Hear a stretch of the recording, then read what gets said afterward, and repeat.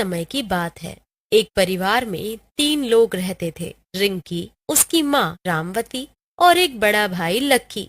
रिंकी का भाई उसके लिए लड़का ढूंढ रहा होता है, लेकिन कोई रिंकी को पसंद ही नहीं करता, क्योंकि वो थोड़ी काली और उसके मुंह पर जले का निशान होता है। उसकी माँ की तबीयत भी ज्यादा ठीक नहीं रहती। लक्की रिंकी की शादी को लेकर बहुत परेशान होता है। रिंकी बहुत रोती है कि उससे शादी कौन करेगा। रिंकी बहुत टेंशन में रहती है और कमजोर हो जाती है। फिर एक दिन उनके घर पर एक रिश्तेदार आता है। अरे नमस्ते जी, कैसे हो आप सब। नमस्ते जी, नमस्ते। हम सब बढ़िया। आज इतने दिनों बाद कैसे आना हुआ? अरे बस बिटिया की शादी का निमंत्रण लेकर आए हैं। अरे मेरी बिटिया कोमल की शादी है अगले हफ्ते। आप सभी को आना है। अरे वाह, ये तो बहुत अच्छी खबर है। अरे और रिंकी बेटी, तुम्हें भी अपनी बहन के सारे फंक्शंस में आना है। बहुत याद करती है तुम्हें। जी, बिल्कुल आऊंगी। रिश्तेदार के जाने के बाद रिंकी बहुत उदास हो जाती है। उसकी माँ बोलती है, सबके बच्चे की शादी हो रही है, एक हमारी रिंकी ही है जिसको कोई लड़का पसंद ही नहीं करता। अरे माँ, मिल जाएगा जल्दी हमें कोई भी लड़का। ऐसे ही नहीं रहेगी हमारी रिंकी। थोड़े दिन बाद रिंकी कोमल की शादी के लिए निकल जाती है। उस दिन कोमल का संगीत होता है। ये लड़की कौन है? जी, ये मेरी बहन है। तुम इतनी सुंदर हो कोमल, और तुम्हारी बहन। खैर छोड़ो। कोमल को बहुत शर्मिंदगी महसूस होती है और वो रिंकी से बोलती है, देख, तेरी वजह से कितना सुनना पड़ रहा है मुझे।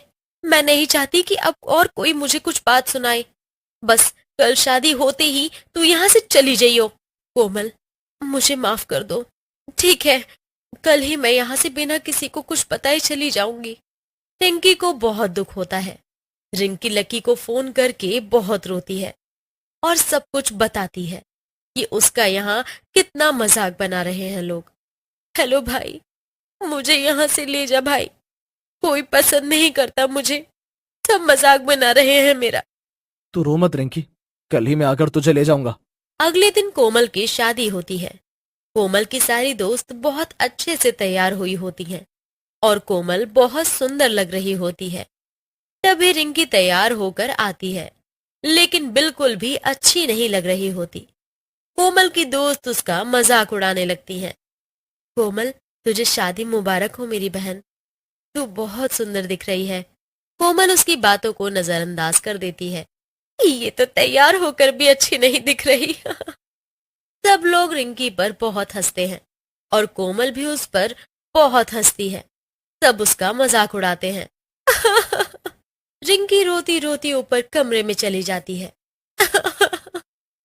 काश मैं इस दुनिया में आई ही ना होती। क्यों हूं मैं ऐसी? क्यों मैं इतनी बदसूरत हूँ कि हर कोई हर वक्त मेरा मजाक उड़ाता रहता है? तभी रिंकी कूद कर आत्महत्या कर लेती है। तभी उसका भाई वहां पहुंचता है, पर बहुत देर हो चुकी होती है। उसकी बहन उसकी आंखों के आगे जमीन पर मरी पड़ी होती है। रिंकी, रिंकी, मेरी बहन, ये क्या कर दिया तूने। तुम लोगों ने मारा मेरी बहन को। उसका इतना मजाक बनाया, उसकी शादी को लेकर, उसकी शक्ल को लेकर। इतनी ही बुरी थी तो बुलाया ही क्यों था। हमारी कोई गलती नहीं है इसमें। तुम्हारी बहन ही है बदसूरत तो क्या करे। और यहाँ हंगामा करने की कोई जरूरत नहीं है। शादी है हमारे घर में तो चिल्लाओ मत, समझे। और फिर सब लोग चले जाते हैं। किसी को फर्क नहीं पड़ता। लकी जब घर आकर रिंकी की मौत की खबर अपनी माँ को देता है, तो उसके पैरों तले जमीन खिसक जाती है। वो भी खूब रोती है और अपने रिश्तेदारों को कोसती रहती हैं। हाय मेरी बच्ची, मेरी बेटी कहाँ चली गई तू हमें छोड़कर?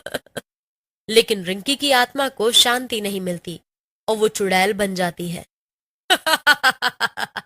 कोमल की शादी नहीं होने दूंगी मैं। बहुत मजाक उड़ाया है उसने और उसके रिश्तेदारों ने मेरा। अब देखो इनकी खुशियां मैं कैसे बर्बाद करती हूँ। कुछ देर बाद पंडित जी कोमल और दूल्हे को मंडप पर बुलाते हैं और फिर पंडित जी मंत्र पढ़ना शुरू करते हैं और शादी अच्छे से संपन्न हो जाती है और कोमल अपनी डोली में बैठ जाती है। तुझे तेरे ससुराल नहीं जाने दूंगी कोमल मैं। बहुत खुश है ना तू? अब देख मैं क्या करती हूँ। आत्मा उसकी डोली के पीछे पीछे चलती रहती। रास्ते में बहुत तेज धूप और गर्मी होती है। डोली उठाने वाले थक जाते हैं और पास में नदी देख रुक जाते हैं। डोली नीचे रखकर वो पानी पीने चली जाती है। उनके जाने के बाद चुड़ैल डोली के पास आती है और जोर जोर से हंसने लगती है। हंसी की आवाज सुनकर अंदर बैठी कोमल थोड़ा बाहर झांक कर देखती है तो उसके होश उड़ जाते हैं। चुड़ैल, कोई बचाओ! सही मौका है तुझे यहाँ से ले जाने का। अब तो तुझे कोई नहीं बचा पाएगा मुझसे। कौन हो तुम? मैं हूँ रिंकी। तू मेरा मजाक उड़ा रही थी ना मेरी शादी को लेकर। अब देख तू कैसे जाएगी अपने ससुराल। तुम मुझे माफ कर दो प्लीज। गलती हो गई मुझसे। छोड़ दो, मुझे जाने दो। आज से मेरी नई जिंदगी शुरू होने जा रही है। ऐसे कैसे जाने दो? तुम लोगों की वजह से मैंने परेशान होकर आत्महत्या कर ली, तो तुझे कैसे जीने दूं? तुम जो बोलोगी वो करूंगी, लेकिन मुझे मत लेकर जाओ प्लीज। तुझे तो मैं लेकर ही जाऊंगी। तभी चुड़ैल कोमल को अपने साथ ले